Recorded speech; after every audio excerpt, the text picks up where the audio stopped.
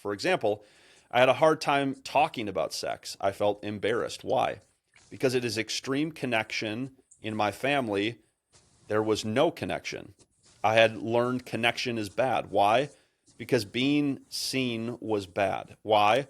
Because I was abused physically, and that made me hate myself. Self hate equaled the inability to connect with myself, which equaled the inability to connect with others. My sexuality was reduced to carnality. I had nothing but lust, which is misaligned desire. At least that's how I conceptualize it. Nick, thoughts or reactions to this comment? Yeah, it's a lot of self-awareness there. His, just reverse engineering, the actions back to the thoughts. Like thoughts create actions, and faith can drive behavior, and fear can drive behavior.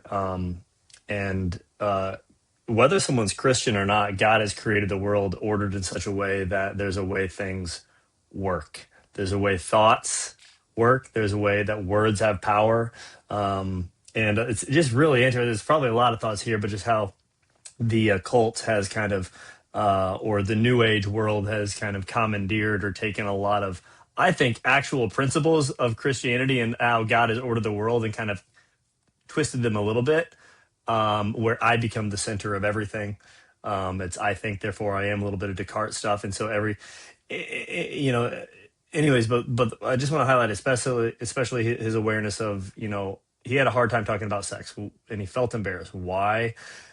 Because sex is like the extreme form of connection. And in his family, there was no connection. He learned that it was bad. And why did he learn that it was bad?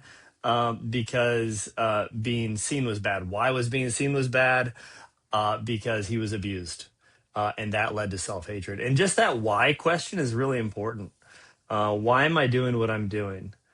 Well, let's engage the thoughts. Like his human behavior is fascinating. What people do is interesting. What people say is interesting. What people think is interesting. But why we do what we do, why we say what we say, why we think what we think, and engage in your story. So much of the work we do with guys is helping them engage their story, making sense of their story, and then growing in self compassion and kindness towards themselves, because I think we talked about it last week. Contempt and self hatred is a crippling, device of the enemy that we start, that and then it just kind of cripples ourselves. So, generative principle, I'm just really encouraged by, really honestly, the journey you're on, the very honest journey he's Yeah. on. What about you? Yeah, I love it. The two things that come to mind for me really are in line with what you said, but maybe at a higher level, or I mean, this is a level of complexity. I think that reveals the curiosity Yeah, and the pursuit of truth that he's journeying towards, which is really beautiful.